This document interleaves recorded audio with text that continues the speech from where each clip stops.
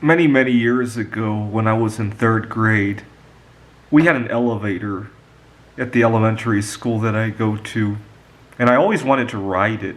Not because there was anything fascinating about it, but just because we weren't allowed to. It just felt like, why aren't you going to allow me to ride the elevator?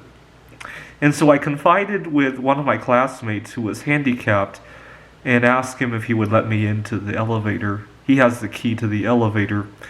But he's a very good kid. He doesn't like to break the rules. And I still talk to him on Facebook from time to time. He's a very honest person. And one day we were lining up to go somewhere in the school, and all of a sudden the elevator door just happened to arrive. And everybody knew I wanted to ride the elevator. It was such a funny joke. I remember one of my friends even mentioned that I hope he doesn't hurt himself because he's really going to despise the fact that he has to ride the elevator then. But one day the elevator arrived and the door happened to open. And one of my classmates who knew I loved to ride the elevator, he's a rule breaker. He held the door open for me and told me to make a run for it. And I made a run for it. I frantically punched the door close button, trying to get the door closed before the teacher would stop me. I didn't realize you actually needed a key to close the door from the inside. And so the teacher stopped me, and well, we had a good laugh. We were in third grade. Now, I made quite a number of memories with this guy. When we were in college, what was really funny was that I couldn't pronounce his name correctly. I had some speech problems as a kid.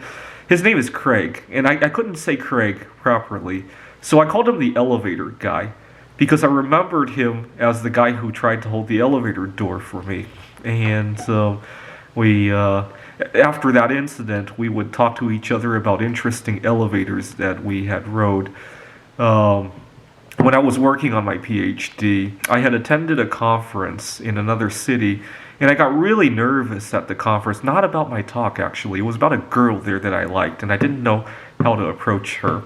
So I walked around the campus riding elevators and escalators.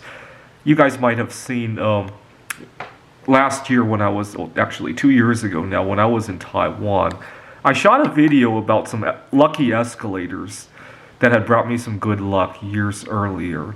That was another conference that I went to, and I did very well at the conference. Well, not perfect, but good enough that I'm willing to accept the kind of luck that I had back then. And so I went to the conference hall and I rode the elevators up and down, up and down. And last year I had a pretty lucky year, I would say. Yes, the pandemic happened, but I think I made the most out of the year that I had.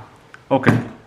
And so sometimes I get really superstitious about these escalators, and Craig and I used to talk all about riding elevators and escalators and all sorts of devices, right?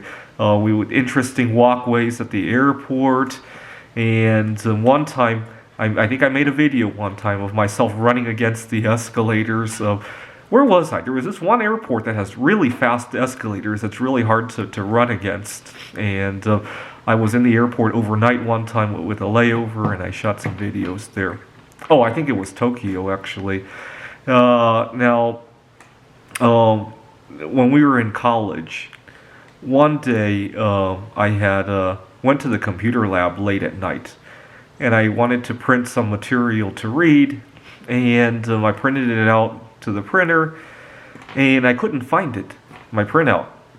And when I went, I was thinking, why are my printouts not showing up? And then it dawned on me, I forgot to even log into the computer. Somebody else had logged in.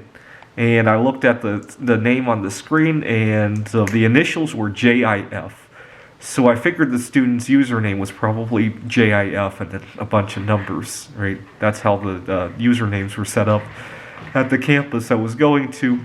I went to get the printouts, and I couldn't believe that I had accidentally stolen somebody's print quota. We used to get about 500 pages a year to print, and I felt so badly that I had used this, and actually I used quite a bit because I thought that the computer was glitching, and so I kept reprinting stuff, and so now I'd used a ton of this guy's quota.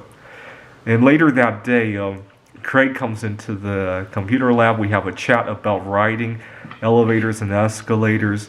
He and I used to love to ride elevators to de-stress a little bit. You know, we would be nervous about how to approach a girl.